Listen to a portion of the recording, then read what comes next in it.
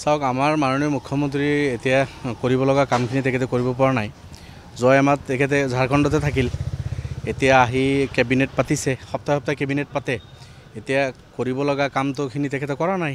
শিক্ষা, স্বাস্থ্য, আনএমপ্লয়মেণ্ট, মূল্যবৃদ্ধি, অসমত এই চব 101টা সমস্যা, সেইবিলাক লৈ কেবিনেটত ডিচিজন ল'ব পাৰে, কিন্তু সেই নলয় নকৰিবলগীয়া কিছু কাম কৰাৰ কাৰণে তেখেতে আগ্ৰহী দেখিছোঁ আমি, আৰু এইটো ভাল লক্ষণ নহয়।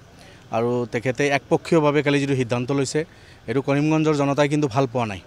কাৰণ এতিয়া নাম তেখেতে যিটো কৈছে যে মিনিংফুল হ'ব লাগিব, ডিকশ্যনেৰীত থাকিব লাগিব, তেনেকুৱা ধৰণৰ যদি হয়, অসমৰ বিভিন্ন গাঁও, চহৰ, নগৰ, বজাৰ, ঘাটৰ যিবিলাক নাম আছে, কেইবা হাজাৰ নাম তেখেতে চেঞ্জ কৰিব লাগিব। তেতিয়া তেখেতৰ এই কেবিনেট সপ্তাহত এদিনত নহ'ব, সপ্তাহে 7 দিনে তেখেতে ছানডেও কেবিনেট পাতিব লাগিব। এতিয়া কেবিনেট পাতি যদি কোনে কি খাব, কোনে কি পিন্ধিব, কোনে কেনেকৈ খোজকাঢ়িব, কোন বজাৰ ঘাটৰ নাম তেখেতে চেঞ্জ কৰিব লগা হ'ব, এই চব কৰিব লগা হৈছে। মই ভাবোঁ মুখ্যমন্ত্ৰী ডাঙৰীয়াক আহ্বান জনাইছোঁ, আপুনি কৰিব লগা বহুত কাম আছে, সময় বহুত কম। এই চব অদৰকাৰী কাম বাদ দি অসমৰ জনতাৰ যি লাভ হ'ব, কৰিমগঞ্জৰ জনগণৰ যদি পেট ভৰিলেহেঁতেন এনেকুৱা ধৰণৰ সিদ্ধান্তত কথা নাছিল।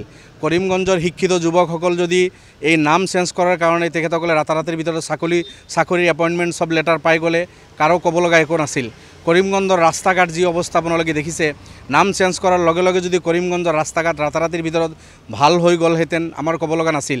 কৰিমগঞ্জৰ স্কুল, কলেজ, হস্পিটেলবিলাকত যিবিলাক অভাৱ আছে, এই অভাৱবিলাক যদি নাম চেঞ্জ কৰাৰ লগে লগে অভাৱ পূৰণ হৈ গ'লেও কথা নাছিল। কৰিমগঞ্জৰ জনতা চাব, আপুনি গাঁৱে ভূঞে যাব, গোটেই অসমৰ একে অৱস্থা। বিল' দ্য পাৱাৰ্টি লাইন যিসকল মানুহ বসবাস কৰে, সেইসকল মানুহ ভাল বিজনেছ এটা প্লেচ আছিল কৰিমগঞ্জ। কিন্তু এতিয়া বিজনেছ ছেক্টৰৰ যিসকল মানুহ জড়িত, তেখেতসকলে সদায় কৈ থাকে যে একেবাৰে চব বিজনেছ শেষ কৰি দিছে, বৰবাদ কৰিছে। তেখেতসকলৰ যদি ভাল হ'লহেঁতেন নাম চেঞ্জ কৰাৰ কাৰণে কোনো কথা নাছিল, কিন্তু এই কোনো সমস্যাৰ সমাধান নহয় এনেকুৱা ধৰণৰ নাম চেঞ্জ কৰিলে। তেখেতে কৰি থাকক, তেখেতৰ হাতত পাৱাৰ আছে, কলম আছে, সংখ্যা আছে, তেখেতে এই চব কৰিব। কিন্তু মুখ্যমন্ত্ৰী ডাঙৰীয়াই এবাৰ চিন্তা কৰিব লাগিছিল যে এই কৰিমগঞ্জ নামটোও হিষ্টৰিকেল নাম। আপোনালোকে যদি চাই, সেই 1780th চেঞ্চুৰীতে কোনোবা কৰিমউদ্দিন চৌধুৰী চাহাবে তেখেতে বজাৰ পাতিছিল, কেইটামান দোকান পাতিছিল, আৰু তাৰপিছত পৰা গৈ গৈ সেইটো ডাঙৰ হয়। এটা সময়ত গৈ চাব ডিভিজন হয়, গৈ ডিভিজন হয়, চাব ডিভিজন হয়, তাৰপিছত গৈ জিলা হয়। গতিকে আৰু কৰিমগঞ্জৰ পৰা কোনোদিন এই দাবীটো আমি কিন্তু শুনা নাই। ইমান দিন হ'ল আমি কোনোদিন শুনা নাই কোনোবা আন্দোলন কৰিছে যে আমাৰ নাম চেঞ্জ হ'ব লাগে, কৰিমগঞ্জ জিলা টাউনৰ নাম চেঞ্জ হ'ব লাগে। কোনো ধৰণৰ আবদাৰ, আপত্তি, কোনো এপ্লিকেশ্যন নাছিল। হঠাৎ এই সিদ্ধান্তটো কিয়? এই ডেভেলপমেণ্টৰ কাম কৰিব পৰা নাই, এইবিলাক ঢাকিবলৈ এনেকুৱা ধৰণৰ সিদ্ধান্ত তেখেতে যোগী আদিত্যনাথৰ ওচৰতে আছিল ইমান দিন, ঝাৰখণ্ডত আছিল, ওচৰা ওচৰি উত্তৰ প্ৰদেশ একেবাৰে ওচৰত। এতিয়া যোগী চাহাবৰ লগত বহি আলোচনা কৰি আহি যদি এনেকুৱা ভাবিছে তেখেতে, ভুল হ'ব, ভাল কথা নহয়। কিন্তু আৰু এটা কথা মই কওঁ আপোনালোকক কৰিমগঞ্জৰ সংক্ৰান্তত, কৰিমগঞ্জ আমাৰ অসমৰ এই ভূখণ্ড যিটো আমাৰ কৰিমগঞ্জৰ অংশ, এটা সময়ত এইটো আপোনালোকে জানে যে অসমতে আছিল। স্বাধীনতাৰ আগত চিলেট ডিষ্ট্ৰিক্টৰ আণ্ডাৰত এই এৰিয়াটো আছিল, এটা চাব ডিভিজন হয়। কৰিমগঞ্জটো তেতিয়া এটা চাব ডিভিজন আছিল, ডিষ্ট্ৰিক্ট আছিল চিলহেট। আৰু এই চিলেট ডিষ্ট্ৰিক্টৰ এটা অংশ ভাৰতবৰ্ষত থাকি গ'ল কৰিমগঞ্জ, আৰু এটা অংশ পাকিস্তানত গুচি গ'ল যিটো চিলেট।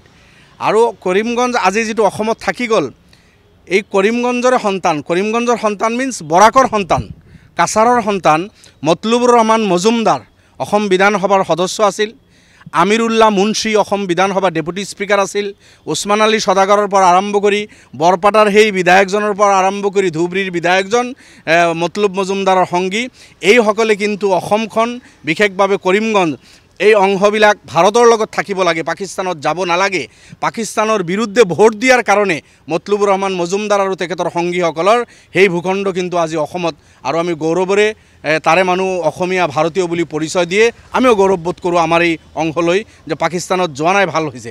কিন্তু আজি মতলুবুৰ ৰহমান মজুমদাৰকো তেখেতে অপমান কৰিছে, যিসকলৰ ছেক্ৰিফাইচৰ কাৰণে এই ঠাইবিলাক আজি ভাৰতৰ অংগ হৈ আছে। নহ'লে তাহানিতেতো আপোনালোকে জানে বহুত RSSৰ নেতাসকলে কিন্তু সেই নন মুছলিম আছিল, বৰাকৰে, তেখেতসকলে পাকিস্তানত যোৱাৰ লগত কিন্তু ভোট দিছিল। মুছলমান হোৱা সত্ত্বেও পাকিস্তানৰ বিৰুদ্ধে গৈ ভাৰতবৰ্ষত থাকিম বুলি মতলুবুৰ ৰহমান মজুমদাৰ আৰু তেখেতৰ সংগীসকলে ভোটদান কৰি এই অংশ কিন্তু ভাৰতৰ অংগ হিচাপে আছে, আৰু আমি ভাৰতীয় হিচাপে গৌৰৱ কৰোঁ। ভাল কথা, ভাল সিদ্ধান্ত লৈছিল। সেইসকলৰ এই ছেক্ৰিফাইচবিলাক নৎসাত কৰি মুখ্যমন্ত্ৰী একপক্ষীয়ভাৱে যিটো কেবিনেটত সিদ্ধান্ত লৈ আছে, মই ভাবোঁ কৰিমগঞ্জৰ জনতাই এইটো ভাল পাই থকা নাই।